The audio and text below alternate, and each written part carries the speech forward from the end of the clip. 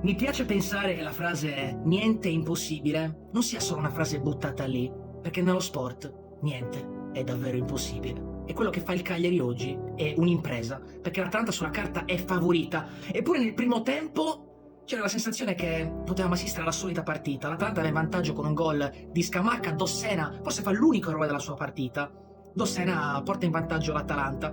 Ranieri capisce che c'è qualcosa che non va, decide di passare a 3 e inserire i quinti Nandez e Augello. Ed è proprio una grandissima invenzione di Shomurodov che, braccato da due difensori dell'Atalanta, riesce a alzare la testa e vedere dall'altra parte Augello che arriva in corsa, gli dà un gran pallone e Augello non la può sbagliare. 1-1 è il primo gol in campionato di Tommaso Augello, che oggi è uscito con i crampi. Partita straordinaria di Augello. 1-1, chiudiamo il primo tempo in crescendo. Nel secondo tempo ci siamo noi, perché lottiamo, facciamo una grandissima corsa, sacrificio, all'arrembaggio, perché crediamo che possiamo andare a prendere questi 3 punti troppo importanti. Ranieri lo capisce, toglie un Gaetano troppo stanco, non al meglio oggi, e inserisce Viola.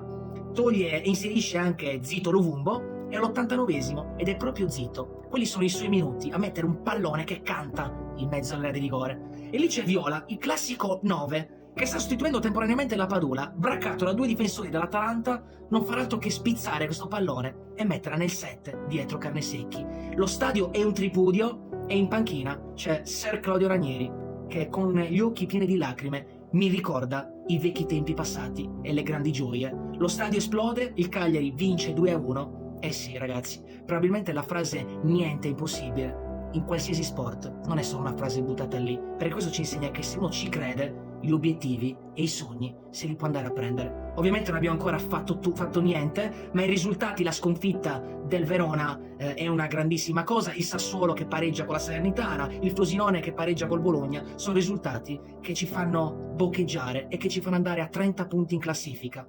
Godiamoci il momento, non abbiamo ancora fatto niente, ma sicuramente oggi ancora di più, sempre. Niente è impossibile.